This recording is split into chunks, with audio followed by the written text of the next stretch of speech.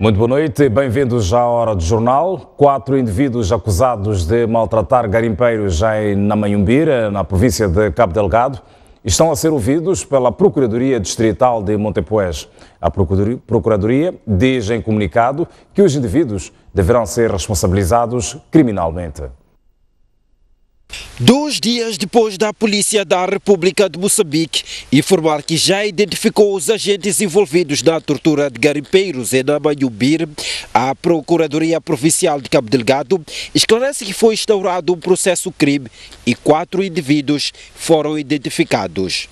De acordo com uma nota da instituição, a Procuradoria e o Comando Provincial da PRM em Cabo Delgado desencadearam ações conjuntas tendentes a apurar a veracidade dos vídeos que circularam nas redes sociais, identificar o local e os polícias envolvidos, bem como as vítimas. Segundo a Procuradoria Provincial de Cabo Delgado, a conduta dos autores da tortura dos garimpeiros atenta contra a honra e dignidade humana.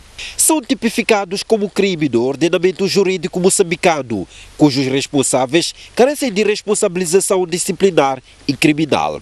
Lê-se no comunicado de imprensa da Procuradoria Provincial de Cabo Delgado. Veja ainda na noite de hoje, no programa Grande Plano, uma reportagem extensa sobre a exploração de rubis na mina de Namanhumbira, em Cabo Delgado.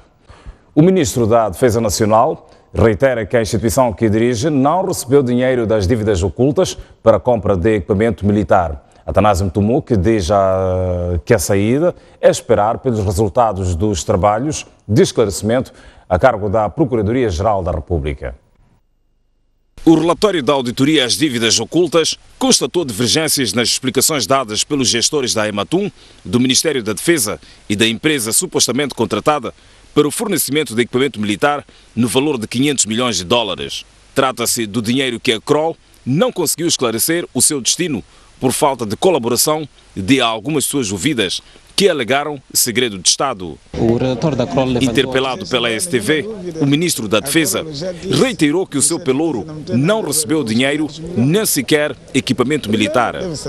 A Kroll já disse, o Ministério da Defesa não tem nada a ver com os 500 milhões. Primeiro, deve saber quando que esses 500 milhões de dólares aparecem. 2014. E daí? Nós somos de 2015. Daquilo que encontrou no Ministério, não houve nenhum indício de que este valor tenha... Mas já imaginaste no Ministério encontrar 500 milhões de dólares sem passar pelo banco?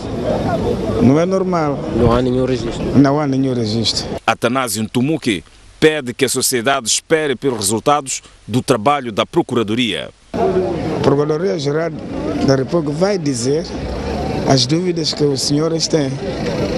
A Kroll já entregou o seu relator, agora está sob responsabilidade da Procuradoria-Geral da República. A sociedade deve ficar claro que não há nada no Ministério da Defesa.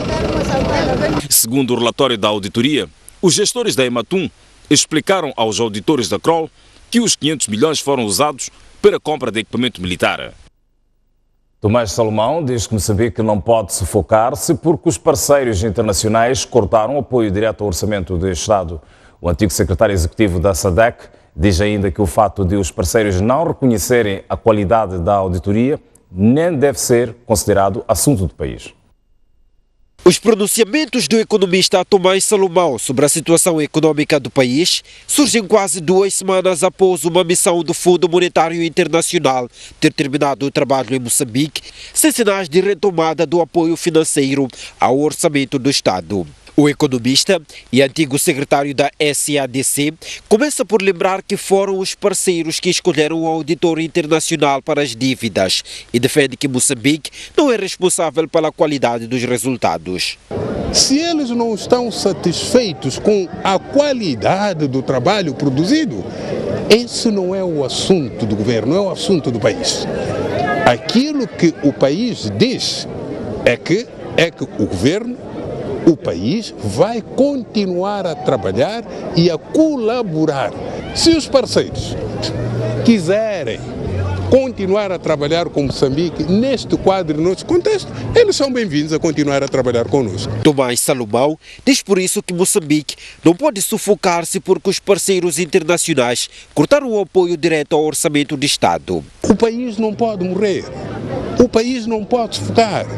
O país vai ter que continuar a encontrar formas, encontrar aqueles que entendem a posição de Moçambique, porque o país nunca vai se sufocar.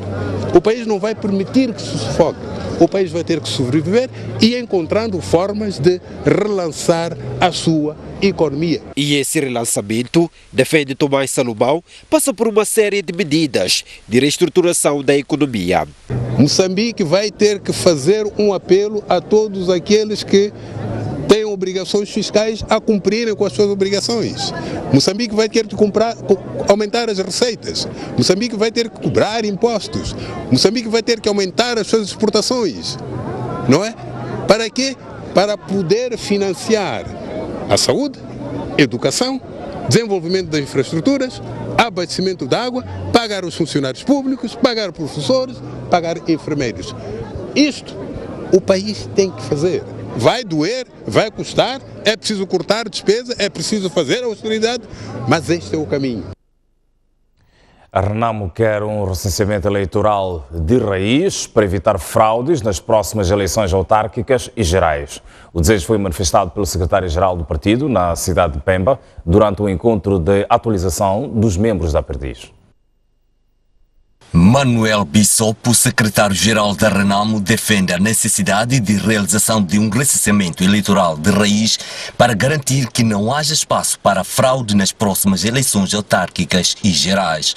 O desejo foi manifestado na cidade de Pemba, onde Bissopo esteve a acompanhar o processo de atualização do registro dos membros do partido. Gostaríamos de ver um recenseamento de raiz, porque nós sabemos que nos processos anteriores o STAE, que é, apesar de falar-se que é um órgão imparcial, nós sabemos que todos os diretores do STAE são da confiança do partido do poder. Isto não é nenhum segredo.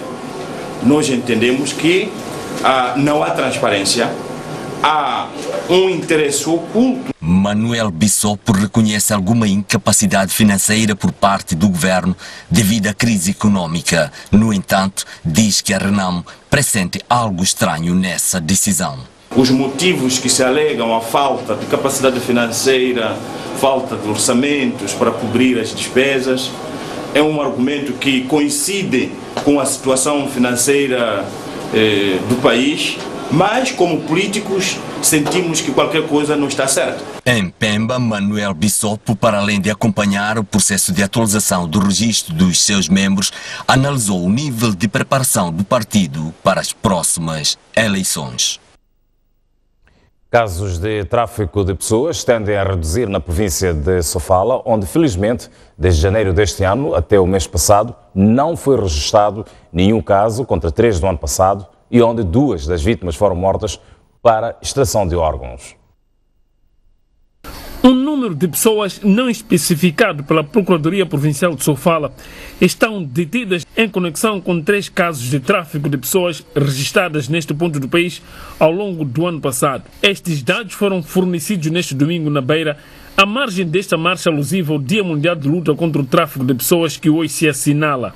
Os casos ocorreram em vários distritos e foram encontrados mediante denúncias de populações e levaram o seu devido encaminhamento policial, depois as outras autoridades da administração da justiça e neste momento ainda estão em tramitação. Algumas vítimas foram mesmo mortas para extração de órgãos e foram localizados os seus corpos.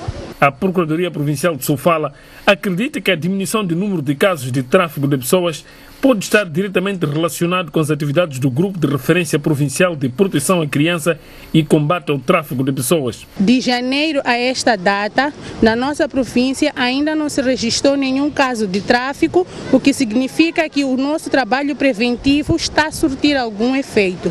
Nós queremos sensibilizar a população e reprimir os atos de tráfico que possam acontecer na nossa província em especial e no nosso país em geral. A celebração do Dia Mundial contra o Tráfico de Pessoas iniciou no dia 20 deste mês em Sofala e foram marcadas por palestras em diferentes comunidades com vista a sensibilizar as pessoas a denunciar ou identificar imediatamente casos de tráfico ou uma simples suspeita com vista a se protegerem.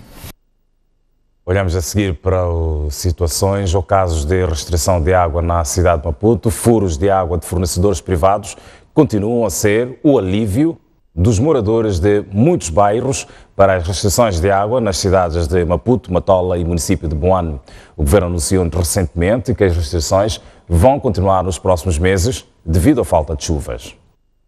Que impõe a manutenção das medidas de restrição no fornecimento de água às cidades de Maputo, Matola e também a vila de Boane. O recente anúncio da prevalência de restrições de água, feito pelo Conselho de Ministros, veio apenas confirmar a continuação de um drama que milhares de famílias vão continuar a viver nos próximos meses. Este domingo foi mais um dia em que a água não jorrou nas torneiras em alguns bairros da cidade de Maputo e a saída foram furos de fornecedores privados. Usando carinhas de mão ou com bidões à cabeça, os moradores dos bairros da Pulana Caniço, por exemplo, recorreram a este furo para buscar água. Não é tão fácil cartar água daqui até na esquina. Na esquina é engarrafamento de carros, corremos muitos riscos. Ou para atravessar a estrada. Quantos bidões tem que tirar, pelo menos para ser suficiente para usar em casa? Tirar 4. Às vezes uma semana, 3 semanas, nós pagamos aqui, cartamos aqui a água. Dias como estes servem de oportunidade para o Sr. Antônio ganhar algum dinheiro. Recebe 3 meticais por cada bidão que tira. É só ir lá onde tem gimoque, lá, quando tem tanque, lá, cada bidão 3 meticais pagar, dar 3 meticais, assim como cartei 2 e 6 meticais. Assim de novo vou voltar a cartar mais 2, dar mais 6 meticais. Estes são para a casa da dona Carlota. Sem água a jornar na torneira, a família de 6 membros tem que gerir 4 bidões de água. Aí um pouco aí tomar banho, vamos banhar como lá na África do Sul. Nos dias que não sai água é preciso gerir as coisas. É assim. Na casa da família Vilanculos, sabem que buscar água em furos é apenas um de vários constrangimentos que passam devido às restrições. Diariamente nós temos acordado às 5, né? Às 5, nós acordamos às 5. Um de nós é que acorda às 5. Conseguimos encher todas as bacias, 7 e tal, a água fecha. A prevalência das restrições de água deve-se aos baixos níveis de retenção na barragem dos Pequenos Libombos, a principal fonte de abastecimento às cidades de Maputo, Matola e Boane. A vandalização de transformadores de corrente elétrica estão a atingir contornos alarmantes no distrito de Manica. Só no primeiro semestre foram vandalizados 11 transformadores e o último caso deu-se na madrugada deste domingo e deixou mais de 700 famílias da localidade de Penhalonga sem energia. Este é o transformador de energia elétrica, ora vandalizado por indivíduos até então desconhecidos que dele retiraram óleo, uma situação que provocou um apagão em Penhalonga, deixando mais de 700 famílias sem acesso à energia. O diretor da EDM em Manica diz que os prejuízos causados com a vandalização do transformador rondam em cerca de 450 mil meticais. Para esse transformador são privados de energia há cerca de 750 clientes que dependem desse transformador. É um transformador grande, 315 kVA, e está avaliado mais ou menos 450 mil. Então é uma situação que preocupa a empresa e acaba reduzindo, retardando a questão de esforço da própria empresa neste distrito, acima de tudo na província. Armando Machai diz que a vandalização de transformadores é recorrente, sendo que de janeiro a esta parte somam 11 o número de transformadores vandalizados apenas no distrito de Manica. São 11 transformadores num período do primeiro semestre, isto é, estou a apenas puxar o primeiro semestre, são 11 transformadores que foram sabotados e destes 11 transformadores que foram sabotados são avaliados quase no valor de 2.900.000 é preocupante. De fato, é uma zona que nós ainda precisamos de expandir os serviços. Temos muitos clientes aqui que precisam de energia e alguns ainda acabamos de desviar, que são as atenções da própria empresa, no sentido de repor a questão de vandalização. A comunidade local conta que a ação dos criminosos foi muito rápida. Até estamos a admirar. Estamos a admirar por atraso, podia ligar ontem à noite e dizer que não temos energia, podia, como a estrada nossa é único, podia fechar, não podia sair. Aqui já roubaram os bois, já roubaram outras coisas, mas conseguimos apanhar o geradão. Foi por aí quase 3 horas ou 2 horas e alguma coisa, que houve o carro a correr, mas com grande velocidade. Mas nem consegui notar se era minibase ou era que tipo de carro. A EDM garante, no entanto, que vai montar um novo transformador até esta segunda-feira. Continuamos em Manica, mais precisamente em Chimoio, onde uma mulher está detida na primeira esquadra da PRM, acusada de matar seu filho. Esta confessa o crime e diz que teve de lançar o bebê numa latrina porque não tinha condições para sustentá-lo. Tudo deu-se no bairro Josina Machel, onde Ivanilda Clarice decidiu dar à luz e lançar o bebê numa latrina. A acusada confessa o crime e diz que, para além de não ter condições para sustentar a criança, a mesma era resultado de uma relação conjugal com um homem casado. Acabei de deitando. Deitou aonde? No quarto de banho. De quem? De umas pessoas que eu não conheço. O pai da criança está cá. Tem outra mulher. A polícia, através de Leonardo Colher, chefe das relações públicas no Comando Provincial de Manica, diz que tomou conhecimento do crime de infanticídio através de denúncias de populares. Deitou o corpo desta criança no interior de uma latrina. Imediatamente, aqueles vizinhos comunicaram às autoridades policiais que se acorreram ao local para poder, portanto, fazer face a esta ocorrência. De imediato a cidadã foi detida e foi instaurado o respectivo auto. A indiciada, que agora está a contas com as autoridades policiais, é mãe de 4 filhos. E hoje é o 50º da paróquia São Joaquim da Munhoana. Portanto, este aniversário é celebrado com muito júbilo na cidade de Maputo. O padre daquela comunidade, Constâncio Cornélio, mostra-se preocupado com a tendência da redução de participação dos crentes nas atividades da igreja. No início dos anos 40, a Câmara Municipal de Lourenço Marques construiu 500 casas pequenas de alvenaria em um terreno pantanoso, localizado no bairro indígena, em Maputo, atualmente chamado Bairro da Munhoana. Naquelas casas, viviam moçambicanos que trabalhavam no setor público e eram considerados assimilados. Em 1967, na mesma zona, os portugueses construíram a paróquia São Joaquim, onde os moradores rezavam. Aliás, esse é, na verdade, o maior orgulho dos paroquianos, segundo conta Denis Moai, que acompanha o percurso da paróquia desde a sua criação. Esta é a primeira igreja construída no meio rural. Isto aqui era uma zona pantanosa, era uma zona que só viviam os indígenas. É por isso que até o bairro chamou-se indígena. Bairro indígena, bairro dos indígenas. Naturalmente que os padres, incluindo o bispo, eram europeus. Tanto o padre Henrique, os outros padres que seguiram. Então, esses eram europeus, mas a comunidade toda é toda nativa. Portanto, o nosso orgulho é ser uma paróquia nativa. Denis fala do maior obstáculo da zona, as cheias, e lembra com detalhes os marcos do momento. A maior dificuldade foram as cheias, 65 e 69. O bairro ficou inundado e em 69 tivemos que abandonar aqui. E aqui andava-se de barco aqui. Até tem algumas fotografias que apresentam o nosso pároco, dentro de um barco a vir para a igreja. andava-se de barco aqui, não, eram cheias. Então, essas foram as grandes dificuldades. Por sua vez, o padre fala de um dos principais desafios da confissão religiosa e da paróquia. Mas a fé e a esperança são para o padre Constâncio Cornélio os grandes segredos para ultrapassar os maiores obstáculos e convida a toda a comunidade a não perdê-los. O maior obstáculo que nós encontramos nestes 50 anos é essa questão da aderência da fé católica, não é?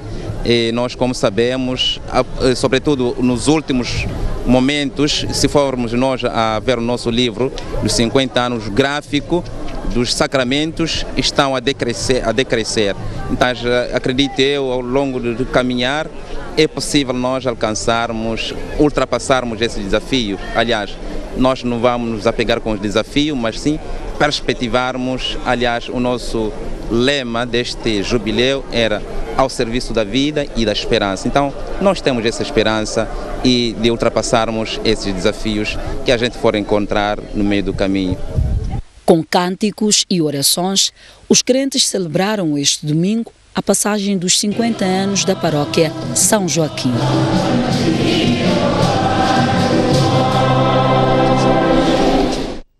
Lá fora do país, o presidente zimbabueano Robert Mugabe diz que ainda se sente em bom estado para continuar no poder e que não vê no seu partido um candidato capaz de disputar as eleições de 2018.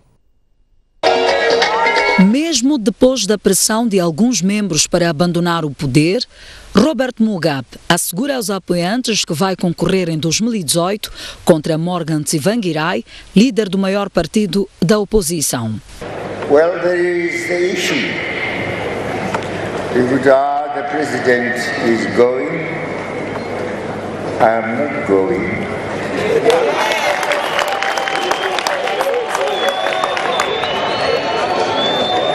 The president is dying, I am not dying. I will have an ailment here and there. I go to the doctors like anyone else, but body-wise, my organs are sane, my heart, my liver, very firm, very strong. Mugabe reconhece que seu partido ZANU-PF está em crise e avança que ainda não encontrou um candidato capaz de competir com Morgan Tsvangirai, o líder do Partido da Mudança Democrática. Atualmente, o partido no poder está dividido em duas linhas de orientação, apontando o ministro da Defesa, Ernesto Mnangagwa, ou a primeira-dama, Grace Mugabe, como os sucessores de Mugabe. Há 37 anos que o presidente zimbabueano, de 93 anos de idade, se mantém no poder. Momento para uma breve pausa. Nós voltamos ao próximo bloco, olhamos para o desporto, mas agora a previsão do estado de tempo para as próximas 24 horas. Começamos pela cidade de Maputo, que poderá ter uma máxima de 23 graus Celsius, uma mínima de 14. A previsão de 24 para Xai-Xai, mínima de 13. 26 de máxima são esperados em Inhambane e uma mínima de 14 graus. Para a região central do país, Beira com uma máxima prevista de 25 graus Celsius, mínima de 19. 21 de máxima para Chimoio, 13 de mínima. Prevê-se para Quelimane uma máxima de 27 graus Celsius, mínima de 18. Para Tete, uma máxima de 29 graus, mínima de 20. Mais ao norte do país, Nampula poderá ter uma máxima de 25 graus, mínima de 19. 29 de máxima para Pemba, 20 de mínima. Lixinga vai ter uma máxima de 22 graus e uma mínima de 11 graus.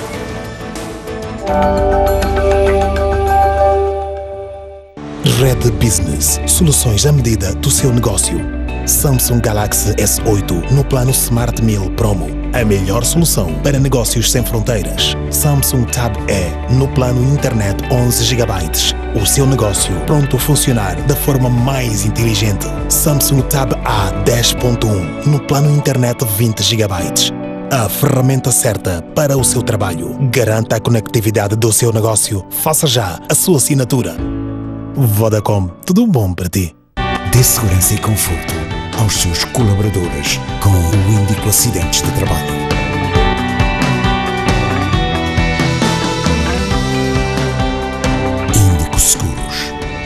Viva sem medo. Sejam bem-vindos ao Pontos de Vista. Pontos de Vista. Uma sociedade que não controla os seus criminosos corre o risco de ser controlada por eles. O Estado está mal. Não perca a análise semanal dos principais acontecimentos com Tomás Vieira Mário e Ericino de Salema. Não pode haver desenvolvimento rural neste país sem se tocar na questão da agricultura. Muitos projetos falham porque vêm de cima para baixo e os beneficiários não sentem que têm propriedade, têm autonomia e podem decidir de maneira como implementar os projetos. 50 jogos no marca de um golo. Obviamente que esse ponta de lança não está a fazer o seu trabalho. Então, Zé Pacheco vem dos tempos de Anquissão, de Busa e continua lá. É um ponta de lança que não marca golos, logo está mais. Pontos de Vista, aqui na STV. Aqui não há presença das alfândegas, nem sequer da agricultura. Por que assistir o grande plano? Porque dá mais do que a notícia. Procura aprofundar os factos e trazer as respostas que você precisa ter. Por trás deste produto está uma equipa que não mede esforços para chegar onde é necessário chegar, mesmo que ultrapasse fronteiras. Um projeto de gasoduto. Caminhe conosco e vai conhecer as vozes que contam as histórias da nossa terra e não só. Ah, não se esqueça, as melhores reportagens estão aqui.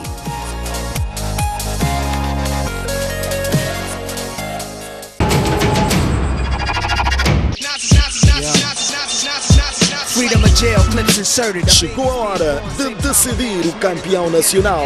A STV transmite em exclusivo e em direto a espetacular final do Campeonato Nacional de Basquetebol Mozal 2017.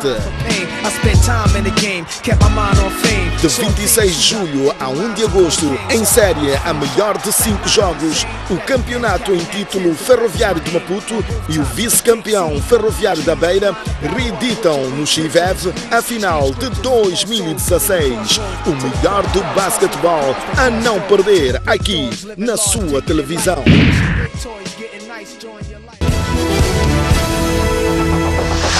Estava lá, mas houve que eu patrão. Quinta-feira, às 23 horas, Boa Ventura Mucipo. Da atualidade nacional e internacional. Junta-se a grandes mulheres da sociedade para colher a visão, a voz e a análise.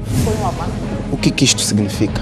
Agora, o que se passa? Qual é a racionalidade por detrás? Sobre a perspectiva feminina de vários assuntos na ordem do dia. Todos nós sabemos que está aí um inquérito independente que está a correr. Na própria Assembleia da República, eu tenho certeza absoluta que há muitos funcionários, muitos dos quais só vão sentar-se. É impossível trabalhar daquela maneira como estamos aí. Eu nunca vi em nenhum parlamento. Político, mas eles sabem que Moçambique é um país viável. Nós temos que ser honestos. Um parceiro como Moçambique fora da alçada do FMI não é tão bom. Aonde é que vamos então a partir daí? Quer dizer, eu acho que é uma coisa muito esquisita, porque num país de direito não se faz isso. Opinião no feminino, aqui na STV Notícias. Já pode ler o jornal do País quando quiser e onde estiver. Quer saber como? O primeiro passo é ter a aplicação O País. Continua com dúvidas? Uma app é uma ferramenta que permite ter acesso a vários serviços do seu dispositivo móvel de forma integrada. Agora aceda à sua App Store ou a Play Store e faça o download de O País. Dessa forma, poderá aceder a uma versão digital do jornal. Assim, não deixe de acompanhar todas as edições do jornal. O País. A verdade como notícia.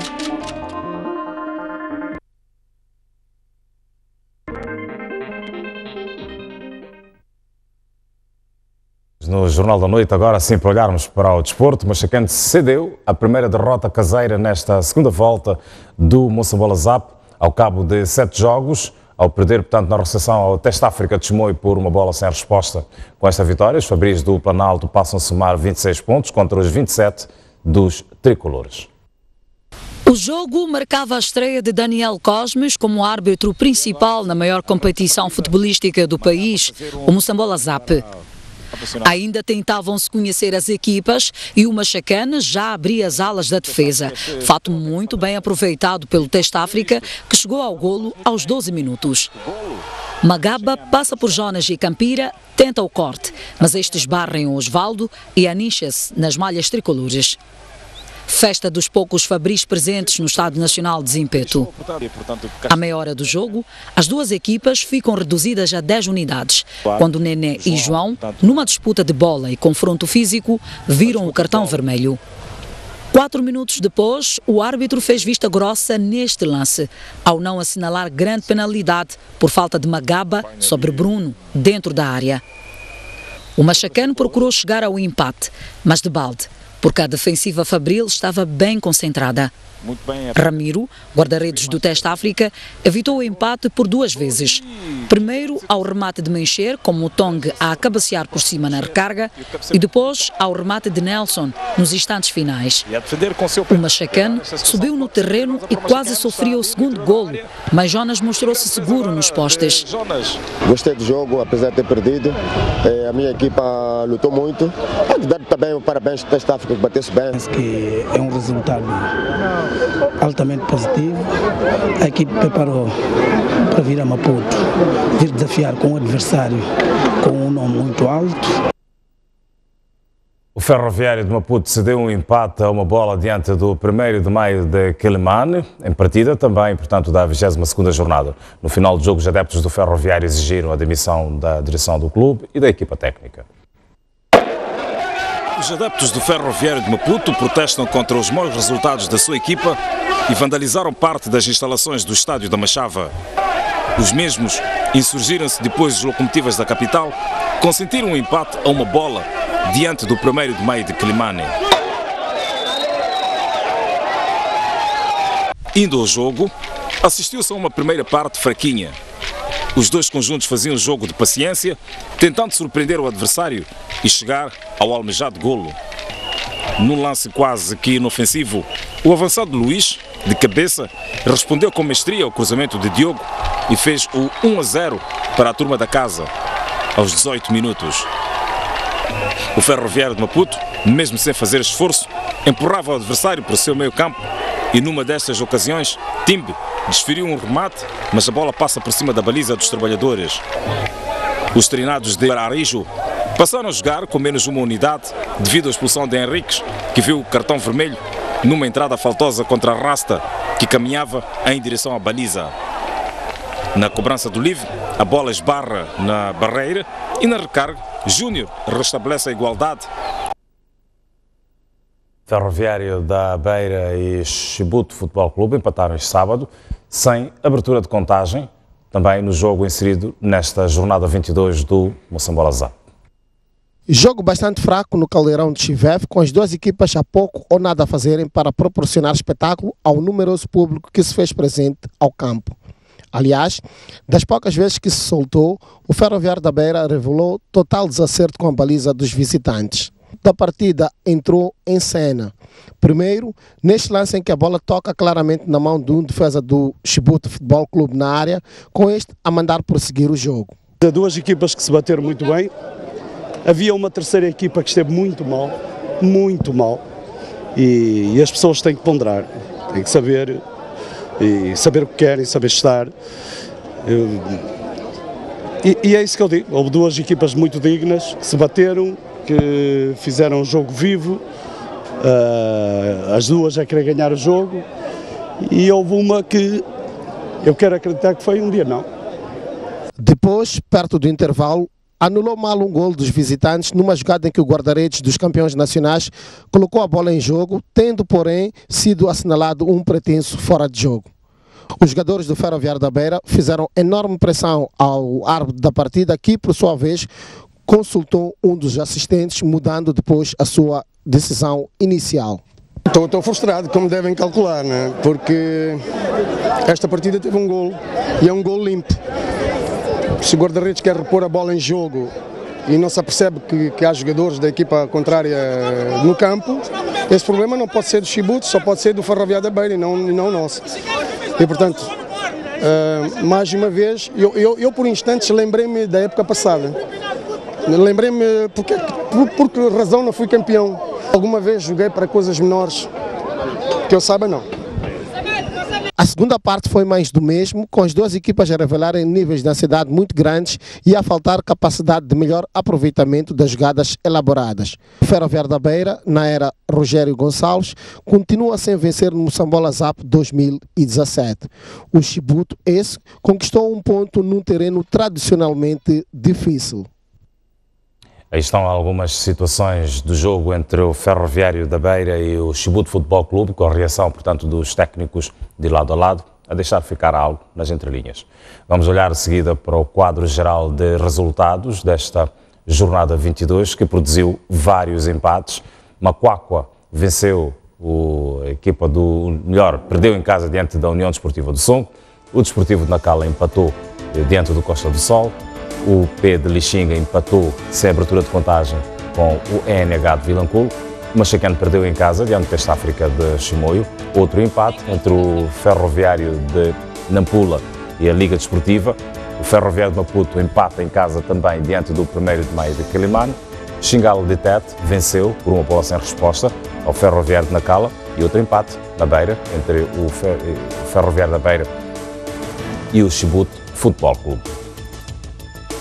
Vistos, portanto, estes resultados, a classificação fica, portanto, desta forma, se bem que não temos os golos marcados. De qualquer das formas, 22 jogos realizados para a maior parte das equipes, exceptuando naturalmente o Costa do Sol, o Desportivo de Nacala, o NH de Vilanculo e o Ferroviário da Beira, além do UP de Lixinga, que tem 21 jogos e 18 para o Ferroviário da Beira. União Desportiva de Songo lidera agora, com mais 5 pontos de vantagem relativamente ao Costa do Sol, pela vitória do Songo e empate do Costa do Sol. O Machacane fica mais pressionado pelo ENH de Vilanculo e também pelo Testa África, que soma 26 pontos, menos um que os tricolores. Abaixo, na zona de linha de água, 1º de Maio de Quilimane, o P de Lixinga, Macuacua, estão, portanto, relegados à zona de despromoção, pretendendo, portanto, que nas próximas jornadas tenham que se aplicar mais. Olhamos agora para a final do basquetebol masculino, Liga de Basquetebol Mozal, o terceiro jogo, a melhor de 5, que disputa-se na cidade da Beira. O Ferroviário local, portanto, venceu sábado o seu homónimo de Maputo por 78-74, no terceiro jogo do play-off da final, a melhor de 5 jogos da Liga Moçambicana de Basquetebol. Com a série do play-off empatada, um para cada lado, os dois conjuntos entraram para o jogo deste sábado com o intuito de vencer e se colocar à frente na eliminatória. Entraram melhor os donos da casa com incursões rápidas que alternavam em 2 ou 3 pontos, mas pela frente estava um Ferroviário de Maputo que não se fazia derrogado por debaixo das tabelas. Tanto é que este período terminou com uma diferença mínima de 6 pontos, 19-25, a favor dos Locomotivas de Chiveve. No segundo quarto, os Locomotivas de Maputo voltaram com posições de tiro exterior que lhe permitiram aproximar-se do seu adversário. O Ferroviário da Beira ia enfrentando enormes dificuldades em fazer o bloqueio defensivo. Nesta etapa, passou-se a assistir um jogo bastante equilibrado, com o resultado a indicar 42-44 a favor dos beirenses. No terceiro e quarto período, assistiu-se um jogo de loucos. Os donos da casa demonstravam dificuldades em defender o base armador Pio Matos Júnior, uma das figuras mais inconformadas dos Locomotivas de Maputo. Ismael Nurmamad destacava-se do lado dos vice-campeões, com lançamentos que culminavam em 3 pontos. O conjunto comandado por Milagre Macome ia desperdiçando várias oportunidades de se colocar à frente na marcha do marcador, que no final lhe saíram caro. O nervosismo era característica comum no seio dos atletas. No final, o placar indicava 78-74 a favor do Ferroviário da Beira. Com este resultado, a turma comandada por Nazir Saleh passa a comandar a série do play-off 2-1. O quarto jogo do play-off, que pode definir o atual campeão nacional de basquetebol, está marcado para esta segunda-feira, com transmissão em direto na STV e STV Notícias. Amanhã temos basquete de alta qualidade no Chiveve, mas também vamos ter a Jornal da Noite. Está pautada a informação, nós despedimos-nos, marcamos desde já novo encontro amanhã pontualmente às 19h55. Convido-lhe a ver já a seguir o programa Grande Plano e a reportagem sobre as minas em Cabo Delgado. Boa noite.